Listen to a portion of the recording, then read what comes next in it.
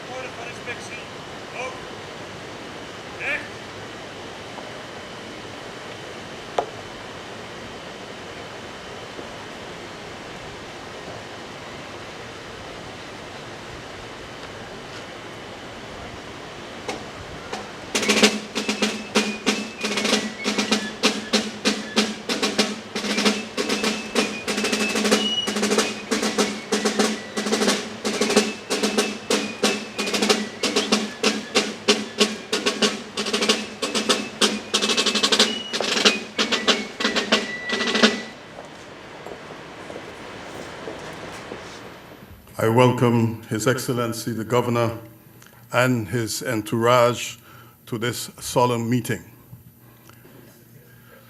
And I would like to give the floor to His Excellency for his address to this Parliament. Mr. Chairman, members of Parliament, I herewith congratulate the people of St. Maarten and the members of Parliament on the opening of the 2015-2016 parliamentary year. As prescribed in our Constitution, this annual recurring event held on the second Tuesday of September marks the beginning of a new political year where, as governor, I present you and the people of St. Maarten with an outline of the policy plans of government for the coming year. This constitutional act, as such, represents an act of projection, an act of accountability, and an act of transparency. In just over 1 month, on October 10th, 2015, we will celebrate St. Maarten's 5th anniversary as a country within the Kingdom of the Netherlands. As we approach this lustrum celebration, I invite all St. Maarteners to reflect and to project. And in doing so, I encourage all St. Maarteners to imagine ways to build a better and brighter St. Maarten for our and future generations. I believe that to achieve that we, the people of St. Maarten, must work together to strengthen families, to nurture and educate our children, to increase community engagement, and to grow the general interest. Mr. Chairman, members of Parliament, together with government, you have been entrusted with a profound responsibility to serve the public interest on behalf of all St. Maarteners. Thus, as we look ahead, I trust that you will carry that responsibility in concert with government to address the variety of challenges our country faces today. Challenges due in part to our changing demographic landscape. Our population is aging, and people are living longer. There is an increasing number of single-parent households and an associated increase in the number of lower-income families. Attention is therefore needed to safeguard and promote equality, social inclusion, and social cohesion, as well as to facilitate the necessary support mechanisms. This is especially the case for vulnerable groups such as the elderly, the disabled, youths, and migrants. This, in the face of moderate economic growth, tight budgetary conditions, and an increasingly competitive regional and global tourism economy. Mr. Chairman, members of Parliament, the government has, based on its assessment of the issues faced by our nation, outlined its policy plans for the coming year. These plans are anchored in the governing program 2014-2018 entitled Ready to Work for You. The objective of government's policy agenda is to improve the quality of life of the people of St. Maarten. That through measures to stimulate sustainable development and economic growth. Government's point of departure in seeking to realize its objectives is the continued adherence to the principles of good governance through effective representation, greater transparency, improved accountability, and stronger fiscal discipline. As a result, government aims to create awareness and to motivate the general public that through the completion of a national development plan with priorities in the short and in the medium to long term. Through the National Development Plan, government intends to establish a shared national vision by working with and taking into account the aspirations of all stakeholders. Having a national development plan is important. However, an implementation strategy is needed to strengthen national planning and to ensure that development objectives succeed.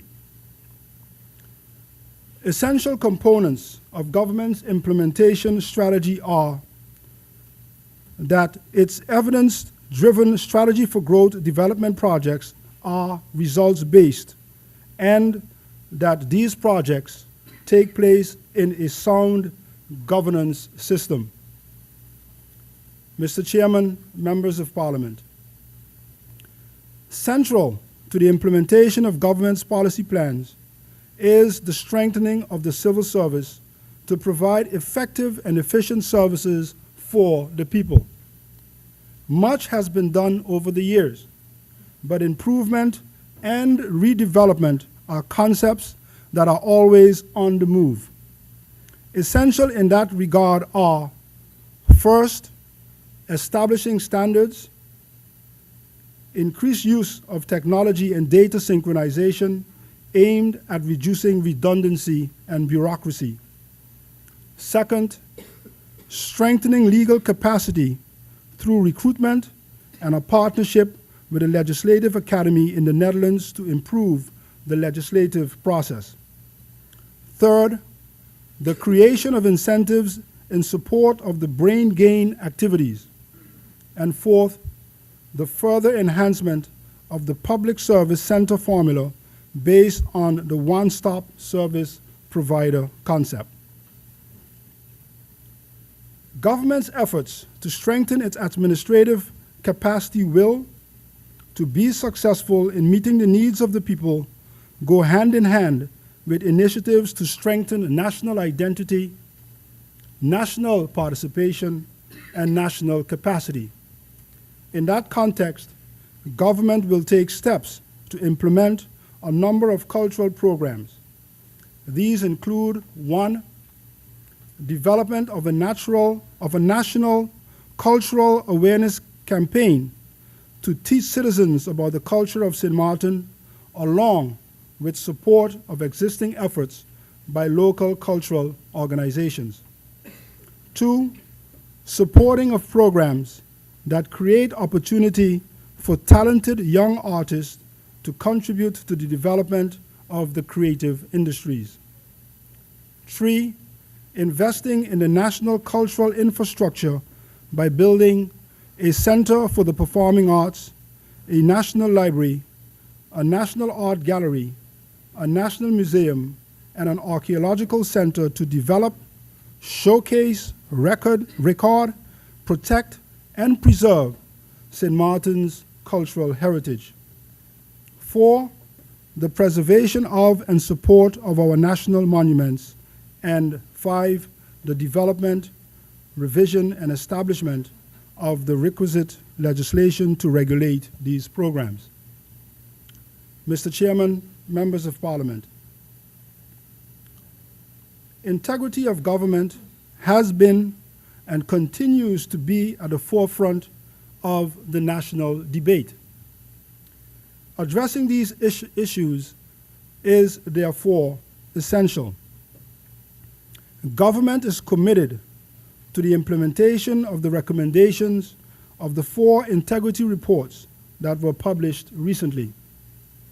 Based on the recommendations, the National Ordinance regulating the introduction of the Integrity Chamber has recently been presented to and approved by you and subsequently ratified. The implementation of the ordinance is one of the priorities of government. In addition, draft laws are being prepared to adjust existing legislation and, where necessary, to introduce executive regulations of the existing laws. The Project Bureau Integrity, as was established last year, is charged with the coordination of the execution of the recommendations. Mr. Chairman, members of Parliament, with the focus on improving the quality of life, government's education, youth, and sports policies will focus on providing quality opportunities for all with lifelong learning and career development. In 2016, government, through its education, youth, and sports policies, will place special emphasis on continuous personal development, on capacity building, and on standards and organizational reforms. Government will therefore guide, partner, and support the further strengthening of educational institutions offering secondary vocational education and tertiary education, namely to the NIPA and USM. Government will, as a result, present Parliament with 1. The Study Finance Ordinance, 2. The Higher Education Ordinance, 3. Revisions to the Foundation-Based Education Ordinance, and 4. Amendments to the Secondary Education Ordinance during the 2015-2016 parliamentary year. With respect to the secondary education, the government will continue adapting secondary examination requirements to maintain the equivalency of diplomas within the Kingdom. Plans also include the introduction of higher standards within vocational education to ensure that all students leaving secondary education possess the skills required for continued education or to join the labor market on their way to becoming independent, responsible adult citizens. Government considers vocational education a key in the future of our economy. As a result, innovative strategies for learning will be sought and implemented. This to ensure that students remain engaged in further lifelong learning to enhance their position in the labor market, decrease youth unemployment, and build resilience that contribute to our youth reaching their full potential. Within public education, initiatives such as the extension of the school day will be introduced as a strategy to enhance student performance. Government will also establish one public school as a Dutch primary school. These initiatives will be supported by the establishment of a summer school program, a one tablet per child program, a comprehensive national early childhood development policy, and an after-school care. Mr. Chairman, members of Parliament, government's 2016 objectives are to ensure the continuity of sports development on Sint Maarten as part of its quality of life vision. The focus remains on the further development of national talent, national teams, and national facilities. Government will, to that end, through its sports awareness campaign and the establishment of a National Sports Institute, continue to work at partnering with schools and the various sporting governing bodies. An area of concern, however, is the number of at-risk youths. The strengthening of prevention programs is, as a result, an essential policy strategy to curb and ensure that the number of at-risk youths does not continue to rise. In the context of the social environment, we must safeguard our youth against poverty, drug abuse, unemployment, and human rights violations. The Court of Guardianship has, in this context, recently activated a Child Abuse Alarm Center. In the context of the economic environment, youths must be prepared and given the opportunity to contribute as employees or productive citizens within our society. Government's emphasis will be placed on an interdisciplinary strategy to identify at-risk youths and generate support mechanisms to cater to their needs. Mr. Chairman, members of Parliament, government will, in addition, move to realize essential reforms to the social safety net systems such as healthcare programs, government welfare provisions, and pension schemes to safeguard their accessibility and sustainability. With people living longer, government is in the process of introducing reforms to increase the participation of the elderly and secure the financial sustainability of support systems. Government plans to work with Parliament to introduce draft legislation to increase the old age pension and to increase the pension age from 60 to 62 by the end of this year. Moreover, the government is reviewing the feasibility of a compulsory pension system. In the area of healthcare, government's emphasis is on managing healthcare costs and securing quality services. This by promoting public and private investments in preventative measures through the encouragement of healthy lifestyles and reducing medical measures and costs. That with a focus on reducing the number of persons suffering from prevalent illnesses such as high blood pressure and diabetes. In the area of the labor market, the government's objective is to decrease unemployment and to increase labor productivity.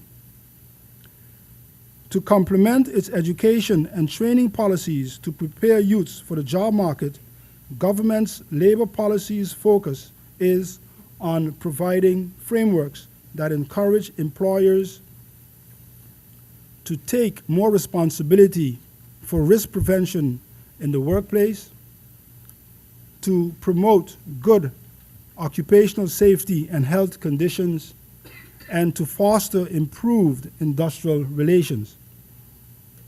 As a result, government is in the process of pursuing labor market reforms in the area of short-term labor contracts, the counterpart policy, occupational safety and health policy, and enforcement of existing laws to promote fair business practices. Mr. Chairman, members of Parliament, government, to comply with its objectives and responsibilities, shall take measures to safeguard and improve the living environment and conditions of our citizens. Important programs in this regard are, first, the review and update of the public housing policy aimed at providing affordable housing. Second, the continuation of work on zoning plans directed at realizing greater control on the spatial development of our island. Third, continued investment in the expansion of the sewage treatment facilities within the various districts. Moreover, located in the northeastern Caribbean, hurricane preparedness is key for our island. As a result, it is a priority of government to ensure the safety of residents and visitors by investing in the disaster preparedness infrastructure of our island. As a result, government intends to introduce revised legislation that focuses on the quality of the construction of buildings and structures and to develop a storm water drainage and management plan. Mr. Chairman, members of Parliament, safety and security is key to the quality of life of our citizens. Recent developments in violent crime and the murder of police officer Benjamin in the line of duty is cause for grave concern. It is government's policy to put safety and security first. In line with its safety and security first policy, government has decided to deploy a countrywide security camera system to help fight crime and to realize a more effective and efficient logistical use of police resources on patrols as well as ambulance services. The preparations to implement this measure are in their final stages. The security camera program will complement the community police program, which has proven to be successful. Moreover, a new police substation was opened in the Maho area, while plans for another substation in the St. Peter's area are being prepared. In addition, government is continuing to invest in the training and development of law enforcement officers. A board for the Justice Academy, comprised of the representatives of the law enforcement services, has been installed, and a complete new program for basic and further training and education, as well as certification of officers, is in its final stages of development. At the same time, plans for the purchasing of property to establish a new state-of-the-art shooting range, operational training and logistical center, as well as a forensic laboratory for the police force have already been worked out and are nearing completion. Moreover, government has introduced a new comprehensive justice information system with the Court of Guardianship functioning as a successful pilot. Meanwhile, information systems for the prison, customs, probation services, youth detention center, and immigration are ready for installation for use in combating crime. And finally, in the area of law enforcement, the renovation of the present prison has been finalized, and concrete measures to increase the security around and in the prison at Point Blanche will be implemented by the end of this year. Additionally, plans for the expansion of the prison are ready for implementation. Mr. Chairman, members of Parliament, the realization of government's policies is dependent on favorable economic developments.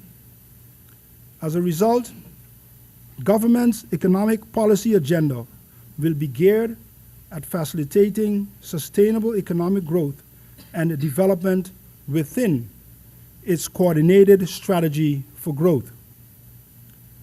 Central aspects of government's economic agenda are the enhancement of service, the creation of jobs, and economic diversification. To pursue its economic agenda, government intends to make use of the following policy instruments. 1, maintain reporting on key economic and social indicators. 2, establish a tourism authority. 3, strengthen its marketing efforts. 4, reinforce product development through tourism awareness programs, service level training, and the cruise conversion program. 5, promotion of private investments to complement public sector investments. 6, introduce legislative and policy reforms supportive of services to foster small and medium-term enterprises. And 7, establish a national civil aviation and shipping registry. Mr. Chairman, members of Parliament, essential to government's development as a small open economy is the maintenance of good external relations. On a kingdom level, government will continue to work at partnering with other members in the kingdom. Key areas of cooperation are law enforcement, central banking, and dispute regulation. The joint cooperation teams of the police, Royal Military Police, Customs and Immigration and Border Protection Services are proving to be effective. Recently, successful operations have been carried out in the area of human smuggling and trafficking, leading to the arrest of several perpetrators. The functioning of the Central Bank of Curaçao and Sint Maarten continues to be a point of attention and discussion with the government of Curaçao. Government is, at the same time, also working towards the renovation of the existing facilities and the transformation of the local office into a full-fledged branch. This, in addition to plans to pursue the construction of a new building. In fostering good relations, the government will host a tripartite meeting with the Prime Ministers of Aruba and Curaçao in November of this year. And next year, the government will host the 4th Kingdom Conference. Considering the tensions between the Kingdom partners related to the discussions regarding the instructions by the Kingdom Council of Ministers, government is a strong advocate of the introduction of an independent Kingdom dispute institution. Government considers an institution like this necessary to build trust and strengthen ties between the Kingdom partners. Mr. Chairman, members of Parliament, on a foreign relations level, government considers cooperation on a regional and international level important to support its domestic agenda. As such, government will continue to work at maintaining good relations with its regional and international partners. Government's objectives in this regard is to continue to develop closer ties with Sint Maarten. This through an efficient cooperation structure to address issues of mutual concern. In particular, government, as part of its safety and security first policy, will work closely with its Sint Maarten counterparts on the implementation of the recently ratified Treaty on Police Cooperation in the fight against crime. As a young country within the Kingdom of the Netherlands, Sint Maarten intends to present itself in the region and at international fora to protect and promote Sint Maarten's national interests abroad. This will be realized through bilateral partnerships with regional partners and participation in international organizations. Mr. Chairman, members of Parliament, to cover the cost of government's policy agenda, it is essential to generate additional revenues. This to ensure compliance with provisions of the National Ordinance for Government Accounts, as well as with the criteria of the Kingdom Law on Financial Supervision. In that respect, government has, in an effort to generate funds, developed a strategy for growth as part of its policy agenda. The objectives of this strategy are: 1, to promote economic growth as outlined, aimed at providing a stable, long-term financial basis for increased government revenues, and 2, to organize the tax system to improve the levying and collection of taxes with a focus on addressing tax arrears in the short term. To support these actions and generate needed additional funds, government shall implement measures to control and clean up the tax registry, to accelerate the collection of tax arrears and the handling of complaints, to improve tax compliance, and to reform the tax system, starting with the wage, income, and profit taxes. In addition, government, to support its national development plans, shall seek external funding from potential donors such as the European Union, the International Labour Organization, as well as the World Health Organization and the Pan American Health Organization. This, where possible, in collaboration with French and British territories. Mr. Chairman, members of Parliament,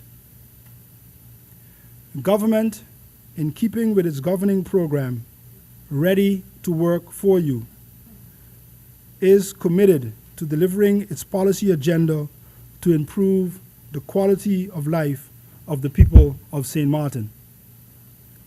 In this new parliamentary year, government will therefore present you with various legislative initiatives towards the execution of its plans and realization of its objectives. As representatives of the people of St. Maarten, government looks forward to your participation and your support to serve the public interest on behalf of all the people of St. Maarten. Mr. Chairman, members of Parliament, thus, as you deliberate and decide on the issues that will come before you in the period ahead, I wish you much wisdom, strength, and Godspeed. Thank you, God bless you, and God bless our beloved St. Maarten.